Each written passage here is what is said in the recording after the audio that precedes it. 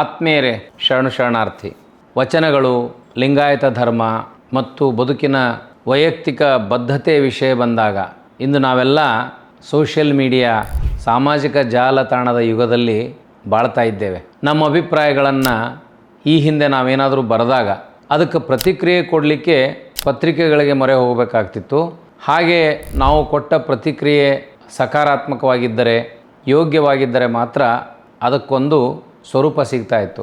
ಆದರೆ social media ದುನಿಯಾದಲ್ಲಿ ಯಾವುದೇ ಒಬ್ಬ ವ್ಯಕ್ತಿ ತನ್ನ ಅಭಿಪ್ರಾಯಗಳನ್ನು ವ್ಯಕ್ತಪಡಿಸಿದರೆ ಬೇಕಾಬಿಟ್ಟಿಯಾಗಿ, ಅನ್ಪಾರ್ಲಿಮೆಂಟರಿಯಾಗಿ ಕಮೆಂಟ್ಗಳನ್ನು ಹಾಕುವಂಥ ಸ್ವಾತಂತ್ರ್ಯ ನಮಗೀಗ ಸೋಷಿಯಲ್ ಮೀಡಿಯಾದಿಂದ ಸಿಕ್ಕಿದೆ.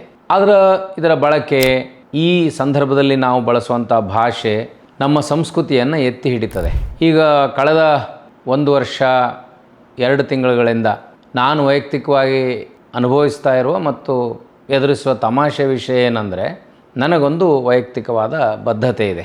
ಅದು ಬಸವಾದಿ ಶರಣರು ಪ್ರತಿಪಾದಿಸಿದ ಮೌಲ್ಯಗಳು, ಅವರು ಬಿಟ್ಟು ಹೋಗಿರುವಂಥ ವಚನಗಳು, ಸಾಮಾಜಿಕವಾಗಿ ಅನುಭಾವಿಕವಾಗಿ ಒಂದು ಸುಂದರವಾದ ವ್ಯವಸ್ಥೆಯನ್ನು ನಿರ್ಮಾಣ ಮಾಡಿ ಸಮಾಜದ ಕಲ್ಪನೆಯನ್ನು ಕಂಡು ಬಹಳ ದೊಡ್ಡ ಬದಲಾವಣೆಗೆ ಕಾರಣವಾದ ಲಿಂಗಾಯತ ಧರ್ಮ, ಲಿಂಗಾಯತ ತತ್ವದಲ್ಲಿ ನನಗೆ ವಿಶ್ವಾಸ ಮತ್ತು ನಂಬಿಕೆ ಇದೆ. ಅದು ನನ್ನ ವೈಯಕ್ತಿಕ ಅಭಿಪ್ರಾಯ, ವೈಯಕ್ತಿಕ ನಂಬಿಕೆ ಕೂಡ. ಆ ನನ್ನ ವೈಯಕ್ತಿಕ ನಂಬಿಕೆ, ಅಭಿಪ್ರಾಯದ ಆಧಾರದ ಮೇಲೆ ನಾನೇನಾದರೂ ಮಾತಾಡಿದರೆ, ಯಾವುದಾದ್ರೂ ವಿಷಯವನ್ನು ಹೇಳಿಕೊಂಡ್ರೆ ಬಹಳ ನೆಗೆಟಿವ್ ಆಗಿ ಹೀನಾಯ ಮನಸ್ಥಿತಿಯನ್ನು ಇಟ್ಕೊಂಡು ಕಮೆಂಟ್ ಮಾಡೋದಿದೆಯಲ್ಲ, ಅದು ನನಗೆ ಯಾವುದೇ ರೀತಿಯ ನೋವನ್ನು ಉಂಟು ಮಾಡಲಿಕ್ಕೆ ಸಾಧ್ಯನೇ ಇಲ್ಲ. ಯಾಕಂದರೆ ನನಗೆ ನನ್ನ ತತ್ವ ಸಿದ್ಧಾಂತ, ನಾನು ನಂಬಿದ ಮೌಲ್ಯಗಳ ಬಗ್ಗೆ ನನಗೊಂದು ವಿಶ್ವಾಸ ಇದೆ. ಅದಕ್ಕೆ ಪೂರಕವಾಗಿ ನಾನು ನನ್ನ ಅಭಿಪ್ರಾಯಗಳನ್ನು ವ್ಯಕ್ತಪಡಿಸ್ತೀನಿ. ಈ ಸಂದರ್ಭದಲ್ಲಿ, ಈ ಕಾರಣದಲ್ಲಿ ಇದನ್ನು ನಂಬದೇ ಇರುವಂಥ ವೀರಶೈವರಾಗಲಿ, ಪಂಚಾಚಾರ್ಯರು, ವೇದಾಂತಿಗಳು, ಹಾಗೆ ಹಿಂದೂ ಧರ್ಮದಲ್ಲಿ ಬಹಳ ಆಳವಾದ ಪ್ರೀತಿ, ವಿಶ್ವಾಸ, ನಂಬಿಕೆಯನ್ನು ಇಟ್ಟುಕೊಂಡವರು, ಈ ಸಿದ್ಧಾಂತವನ್ನು ಹೇಳಿದರೆ ನಮಗೆ ಅರ್ಬನ್ ನಕ್ಸಲ್ ಅಂತ ಪಟ್ಟ ಕಟ್ಟುವಂಥವರು, ಧರ್ಮವನ್ನು ಒಡೆಯುವ ಭಂಜಕರು ಅಂತ ಕರೆಯೋದು, ಇನ್ನೂ ಏನೇನೋ ಕೆಟ್ಟ ಪದಗಳನ್ನು ಕರೆದು ಬಳಸಿದರೆ ನಮಗೇನೂ ಹಾನಿ ಆಗಂಗಿಲ್ಲ. ಇನ್ನೂ ಒಂದು ಹೆಜ್ಜೆ ಮುಂದೆ ಹೋಗಿ ನಿಮ್ಮನ್ನೊಂದು ಕೈ ನೋಡ್ಕೊಳ್ತೀವಿ ಅಂತಲೂ ಕಮೆಂಟ್ ಹಾಕ್ತಾರೆ. ಅದಕ್ಕೆ ಎನ್ನ ವಾಮಕ್ಷೇಮ ನಿಮ್ಮದಯ್ಯ, ಎನ್ನ ಹಾನಿ ವೃದ್ಧಿ ನಿಮ್ಮದಯ್ಯ, ಎನ್ನ ಮಾನಪಮಾನ ನಿಮ್ಮದಯ್ಯ, ಬಳ್ಳಿಗೆ ಕಾಯಿ ದಿಮ್ಮಿತ್ತೆ ಕೂಡಲ ಸಂಗಮದೇವ ಅಂತ ಬಸವಣ್ಣ ಹೇಳಬೇಕಾದಾಗ ಅವರು 12ನೇ ಶತಮಾನದಲ್ಲಿದ್ದರು, ನಾವು 21ನೇ ಶತಮಾನದಲ್ಲಿದ್ದೀವಿ. 12ನೇ ಶತಮಾನದಲ್ಲಿ ಇನ್ನೂ ಎಷ್ಟು ಸಂಕಷ್ಟದ ದಿನಗಳಿರಬೇಕು, ಸಂಕಷ್ಟದ ಕಾಲ ಇರಬೇಕು, ಅವರಿಗೆಷ್ಟು ಸಮಾಜ ಟೀಕೆ, ನಿಂದನೆಯನ್ನು ಮಾಡಿರಬೇಕು. ಯಾಕಂದ್ರೆ ಸಮಾಜದಲ್ಲಿ ಒಂದು ಆಳವಾಗಿ ನಂಬಿರುವಂಥ ಒಂದು ವ್ಯವಸ್ಥೆ ಇತ್ತು, ಅದು ವರ್ಣಾಶ್ರಮ ವ್ಯವಸ್ಥೆ ಇತ್ತು. ಅಲ್ಲಿ ಬ್ರಾಹ್ಮಣ, ಕ್ಷತ್ರಿಯ, ವೈಶ್ಯ, ಶೂದ್ರ ಅನ್ನುವಂಥ ಪ್ರತಿಪಾದನೆ ಇತ್ತು, ಅದನ್ನು ನಂಬಿದ್ರು. ಆದರೆ ಅದಕ್ಕೆ ವಿರೋಧವಾಗಿ ಬಸವಣ್ಣ ಮಾತಾಡಿದ್ದು ಆಗಿನ ಕಾಲಕ್ಕೆ ಈಗ ವಿಚಾರ ಮಾಡಿದರೆ ಎಷ್ಟು ಬಿಸಿತುಪ್ಪವಾಗಿ ಪರಿಣಮಿಸಿರಬೇಕು, ಎಷ್ಟು ಅಪಾಯಕಾರಿಯಾಗಿ ಅದು ಗೋಚರವಾಗಿರಬೇಕು. ಮತ್ತು ಇನ್ನು 21ನೇ ಶತಮಾನದಲ್ಲಿ ಈಗ ವಾತಾವರಣ ಬದಲಾಗಿದೆ. ಈಗ ನಮಗೊಂದು ಡೆಮೋಕ್ರಸಿಯಲ್ಲಿ ಸಂವಿಧಾನ ಇದೆ, ಸಂವಿಧಾನಾತ್ಮಕ ರಕ್ಷಣೆ ಇದೆ, ನ್ಯಾಯಾಂಗ ಇದೆ, ಶಾಸಕಾಂಗ ಇದೆ, ಕಾರ್ಯಾಂಗ ಇದೆ. ಈಗ ಬಸವಣ್ಣನವರ ಕಾಲಕ್ಕೆ ಹೋಲಿಸಿದರೆ ನಮಗಿರುವಂಥ ಅಪಾಯ ಭಾಳ ಕಡಿಮೆ. ಆದರೂ ಕೂಡ ಈ ರೀತಿಯ ಮುಜುಗರವನ್ನು, ಈ ರೀತಿ ಅಸಹ್ಯಕರವಾದ ಕಮೆಂಟ್ಗಳನ್ನು ಎದುರಿಸಲಿಕ್ಕೆ, ಸಹಿಸಿಕೊಳ್ಳಲಿಕ್ಕೆ, ಭಯ ಭೀತಿಯನ್ನು ಒಡ್ಡಿದಾಗ ನಮಗೆ ಆತ್ಮವಿಶ್ವಾಸ ಬೇಕು, ಧೈರ್ಯ ಬೇಕು. ವೈಯಕ್ತಿಕವಾಗಿ ನಾವು ಪ್ರತಿಪಾದಿಸುವ ತತ್ವಗಳ ಬಗ್ಗೆ ನಮಗೊಂದು ಸ್ಪಷ್ಟತೆ ಇರಬೇಕು.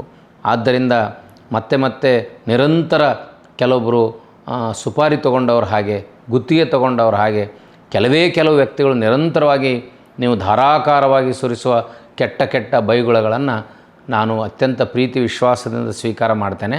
ನಾನು ವೀರಶೈವರ, ಪಂಚಾಚಾರ್ಯರ, ಹಿಂದೂಗಳ, ಇನ್ನು ಯಾರೇ ಇದ್ದರೂ ಅವರ ವಿರೋಧಿಗಳಲ್ಲ. ನೀವೆಲ್ಲ ಸ್ನೇಹಿತರೆ.